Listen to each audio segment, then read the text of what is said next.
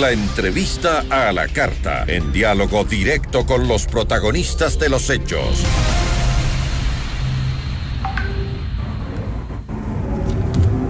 Nos acompaña a esta hora Ana Cristina Vera, directora ejecutiva de Surcuna.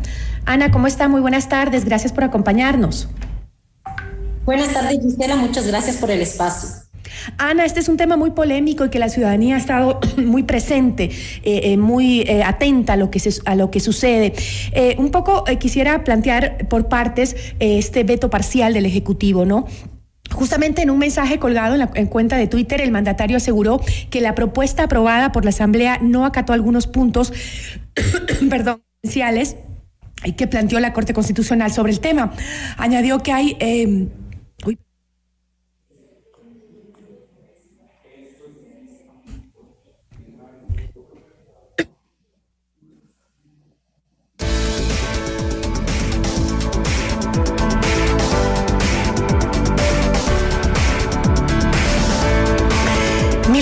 Disculpas, el aire está muy frío aquí en la cabina, así que estoy un poco con la garganta afectada. Pero vamos con el tema. Le decía que el presidente, entre el veto parcial o las objeciones que puso a la decisión de la Asamblea, está el que el plazo sea igual para todas las mujeres, sea de 12 semanas. La Asamblea había planteado que se diferencie, que el tiempo sea diferente entre aquellas mujeres de la ruralidad, entre niñas también, y entre las mujeres que viven en las zonas urbanas. Ahora, la pregunta es, Ana, el presidente pues asegura que tener plazos distintos para las mujeres de la ruralidad y para las mujeres que viven en zonas urbanas atenta contra un principio constitucional de igualdad. Sin embargo, ¿están en igualdad de condiciones las mujeres de la ruralidad con las mujeres que viven en los centros urbanos del país? Gracias, Gisela, por la pregunta. Yo quiero comenzar haciendo un comentario general sobre el veto, diciendo que efectivamente toda la argumentación del presidente en el veto es una argumentación constitucional.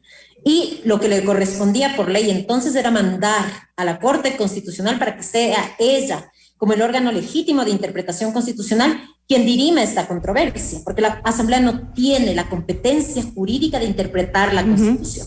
Entonces, con lo que nos has dicho, creo que se refuerza un poco eso. El presidente está argumentando que tener plazos distintos es inconstitucional porque violaría el principio de igualdad y no discriminación. Eso debería resolverlo la Corte, no la Asamblea, claramente, ¿no? Sin embargo, tomando en cuenta lo que dices, Gisela, yo creo que es importante aclarar que no toda distinción es discriminatoria, y esto es muy claro en los estándares internacionales de derechos humanos. Hay distinciones que sí se justifican y son racionales, justamente porque no todas las personas estamos en las mismas condiciones. Y las condiciones distintas que tenemos hacen que requiramos también, si quieres, tratos distintos en determinadas ocasiones. El trato que planteaba la Asamblea de distinguir entre plazos para niñas, adolescentes, mujeres en la ruralidad y mujeres urbanas era adecuado, porque efectivamente las niñas, las adolescentes y las mujeres rurales se encuentran en situaciones de mayor vulnerabilidad y requieren, si quieres, una mayor protección.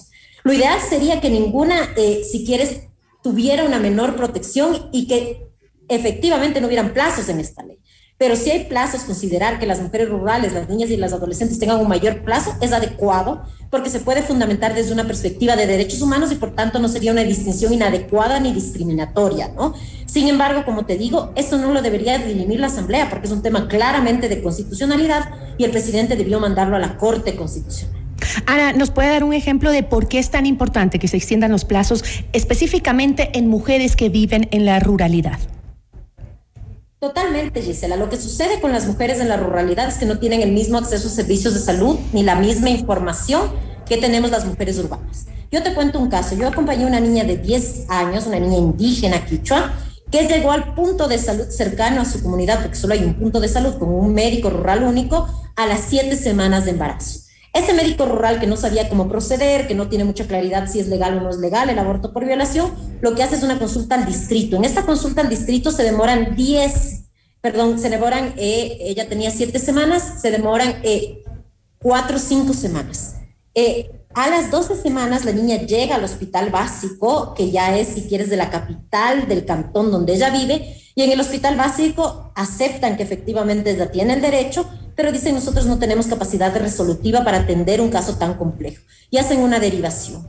Y en esta derivación se demoran 5 semanas más. La niña es atendida a las 17 semanas. Este es un ejemplo de lo que pasa en los sectores rurales, donde el acceso a la salud no es el mismo que tenemos en los sectores urbanos. En Quito yo puedo ir a múltiples hospitales públicos o privados a hacerme atender en salud. Las mujeres rurales tienen acceso solamente a centros de salud y servicios de salud de poca complejidad, y esto hace que muchas veces sea el mismo Estado el que genera una mayor demora para ellas. Y por eso era justificado efectivamente que ellas tuvieran un mayor plazo de acceso, ¿no? Es más, como yo te decía, mi postura es que no deberían haber plazos, pero en caso de haber plazos, estos plazos deben ser más amplios, por supuesto, para mujeres rurales, porque sus condiciones no son las mismas que las nuestras. A esto se suma el tema de la información. Que hay una sentencia constitucional que despenaliza el aborto por violación puede ser conocido en la urbanidad, quizás en las periferias menos, y eso me atrevo a decir también. Sin embargo, en los sectores rurales las mujeres no saben que pueden pedir acceder a un aborto por causal violación. Sí. Y esta falta de información es la que hace que también se demoren buscando alternativas, buscando quien les asesore, y que lleguen finalmente con más tiempo. Y en muchos de los casos también, Ana, las mujeres de la ruralidad y sobre todo las niñas de la ruralidad, cuando son abusadas no se enteran que están embarazadas, sino es hasta que dan a luz. Totalmente, Gisela, ese es el otro tema, ¿no? En el caso de niñas y adolescentes, generalmente son violadas dentro del entorno familiar por personas del entorno familiar, y generalmente comienzan a ser violadas a muy tempranas edades. Entonces, lo que sucede es que muchas ni siquiera tienen su primera menstruación cuando ya se embarazan, y ellas no son capaces de determinar que los cambios corporales que viven tienen que ver con un embarazo, y generalmente es una tercera persona, la escuela, el servicio de salud o un familiar, el que se da cuenta que ellas están embarazadas ya cuando el embarazo es evidente. Entonces, lo que se está haciendo con esta ley es excluir a todas las niñas, adolescentes y mujeres rurales del acceso a un aborto por violación. Yo te cuento nuestros datos como Surcuna. Hemos acompañado 27 casos desde la sentencia. De estos 27 casos, el 70% son de niñas y adolescentes menores de 18 años, y de esas el 95% accedieron después de la semana 12. En el caso de mujeres indígenas y rurales, hemos acompañado el 27% de los casos acompañados de mujeres indígenas y rurales, y ninguna accedió antes de las 12 semanas. Esta ley está dejando afuera a las más vulnerables, condenándolas a la clandestinidad, al riesgo o a maternidades forzadas. Ahora, hay sectores que creen que el presidente está tratando la regulación del aborto por violación como si fuera un proyecto de regulación del aborto libre. ¿Usted cree que es así? Yo creo que efectivamente lo que está haciendo el presidente es obstruir el acceso a un aborto por violación de la única manera que puede hacerlo, que es a través de un veto. Hasta el punto que yo decía en un principio, Gisela, que él tenía la obligación legal y jurídica de mandar el veto por las razones que da en él mismo a la Corte Constitucional, y no lo hace. Incumple claramente una norma constitucional y lo manda a la Asamblea.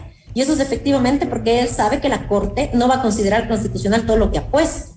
Además, el presidente discute principios constitucionales fundamentales, como qué forma parte del bloque de constitucionalidad, cuál es la extensión de la protección a la vida de la concepción versus la protección de los derechos humanos de las mujeres, cuando no tienes, si quieres, la competencia de hacerlo. Quien es competente para hacer esta discusión es la Corte Constitucional.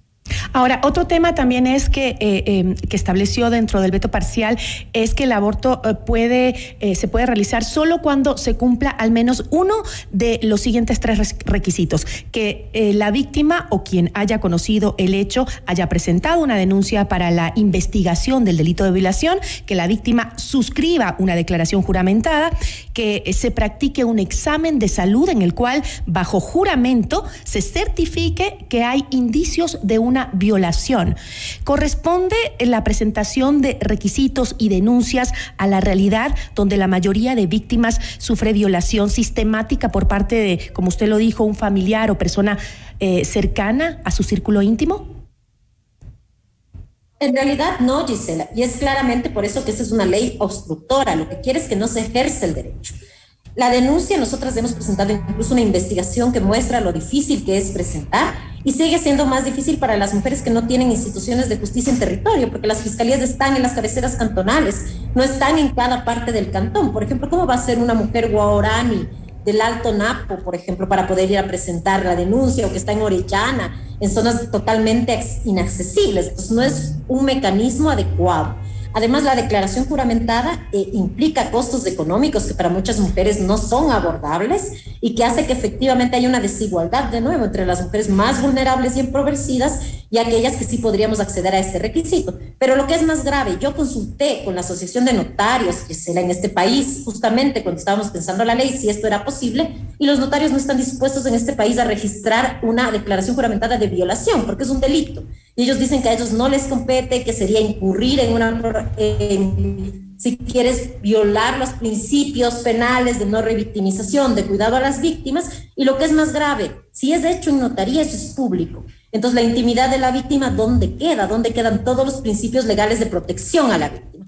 Finalmente, el examen médico donde se pide que los médicos juramenten es una aberración jurídica. La única persona que puede determinar si hay delito o no hay delito de violación es un juez. Pedirle a un médico que argumente que hay indicios suficientes que juramente sobre la comisión de un delito es ponerle en una situación jurídica bien grave, porque no tiene la competencia de hacerlo. Y además porque los médicos y los médicos legistas no van a hacer esto, no van a ir a juramentar su examen médico legal. Si ni siquiera tenemos suficientes médicos legistas para que hagan todos los exámenes médicos legales a las víctimas de manera oportuna. Imagínate lo que es pedirles que vayan a una notaría a juramentar el examen. Además, Ana, entiendo que el sistema judicial no tiene unidades especializadas y eso implica una revictimización y además se restringe el acceso a un derecho dictado por la Corte Constitucional. Totalmente, o sea, realmente este proyecto de ley es súper aberrante. Y te pongo otro ejemplo, Gisela. Imagínate que la Constitución solamente habilita que sean leyes orgánicas aquellas que norman derechos, aquellas que hablan de las funciones del Estado y aquellas que hablan de los organismos autónomos territoriales. Si el presidente tiene como tesis que el aborto no es un derecho, ¿por qué manda una ley orgánica? ¿Por qué permite que se mantenga el carácter orgánico de la ley? Eso de mantener el carácter orgánico es un reconocimiento tácito de que se está normando un derecho constitucional, que es el derecho de acceso a la salud por parte de las mujeres frente a un aborto por violación. El otro día yo estuve en un foro con Ramiro Ávila, ex juez constitucional, quien dijo claramente que los derechos reproductivos, incluido el aborto, están reconocidos en la Constitución. Simplemente lo que está haciendo el presidente es restringir este derecho, intentando absolutamente obstruirlo y no permitir que el ejercicio efectivo se dé, porque él personalmente está en contra del aborto, como lo ha manifestado en el veto, ¿no? En toda la parte donde habla de su postura personal. Otro tema que se incluye también en este veto parcial del presidente es los nuevos textos sobre la objeción de conciencia para dar cumplimiento, según dijo, a los derechos humanos consagrados en la Constitución. Así dijo dice estas objeciones del presidente. ¿Puede estos textos que ha planteado en la objeción de conciencia utilizarse para negar el acceso al derecho a salud que podría tener una mujer en ese caso? Totalmente, Gisela. Yo creo que aquí es importante ver la redacción también. Primero, lo de objeción de conciencia, él dice que no se ha cumplido con un derecho constitucional. Nuevamente, es un veto de constitucionalidad, lo debería conocer la Corte, no la Asamblea. Pero después, cuando cita el artículo, solamente cita una parte del mismo, donde se establece que la objeción de conciencia es un derecho reconocido en nuestra Constitución, pero no la parte que dice que es un derecho que no puede vulnerar derechos ajenos. Cuando hablamos de objeción de conciencia y de salud, es muy importante que esta sea bien regulada, de acuerdo a todos los órganos y organismos de derechos humanos, para justamente hacer que no impida el acceso a servicios de salud por parte de las mujeres y no violente otros derechos. La forma como está planteado el tema de objeción de conciencia, incluyendo objeción de conciencia institucional y colectiva, va efectivamente a obstruir el acceso de las mujeres, sobre todo las más empobrecidas. Aquella que está en el centro de salud donde solo hay un médico va a ser la que sufra las consecuencias de este sistema y de esta ley que obstruye y no cumple con lo determinado por la Corte Constitucional. Es decir, ¿se estaría generando un vacío legal para evitar que las mujeres accedan al derecho al aborto por violación? Sí, más que un vacío legal, lo que se está generando es una ley obstructora que no permite que las mujeres accedan a pesar de que sea, si quieres, un derecho. Lo que están haciendo es poner todas las dificultades posibles para que no puedan acceder. Y la Corte, en un párrafo de su sentencia, dice que eso está prohibido. Cuando habla efectivamente de pedir sentencia judicial de violación, es decir, eso no se puede hacer porque entonces va a obstruir el acceso al derecho. Esta ley está planteada en ese mismo sentido, para obstruir el acceso al derecho, por lo tanto es claramente inconstitucional. a la vez que el presidente, cada una de sus objeciones son de constitucionalidad por fondo y debía haberlas mandado a la Corte Constitucional y no a las. Ahora, entonces, el presidente ha dicho varias veces que él, en su fuero interno, como católico, él no está de acuerdo con el aborto bajo ninguna circunstancia. Sin embargo, dice que lo que está haciendo es actuando como presidente de la República y acatando un dictamen constitucional. ¿Usted cree que es así? Para nada, Gisela. Yo lo que creo que él está haciendo es que sus abogados busquen una manera de justificar cómo él pone su postura personal en la ley. Y el veto nos lo demuestra. Si usted lee ese veto y lee todo lo que dice, es claramente que lo que está evidenciando es la postura personal del presidente y no la postura que está en nuestra Constitución, en nuestra ley, ni en los tratados ni instrumentos internacionales en materia de derechos humanos. Y es más evidente si estudiamos el procedimiento. El presidente sabe que cuando tiene objeciones de constitucionalidad tiene que mandar a la Corte Constitucional. Y cuando no manda a la Corte, porque no le conviene lo que la Corte va a decir, manda a la Asamblea, es claro que él no está actuando como presidente de la República, él está actuando como una persona que quiere imponer sus creencias personales a partir de buscar mecanismos para hacerlo. Y eso es lo que ha hecho con el veto. Con eso me quedo, Ana Cristina. Muchísimas gracias. Siempre es un gusto conversar con usted. Gracias también, Gisela. Buen día. Una buena tarde. Ana Cristina Vera, directora ejecutiva de Surcuna.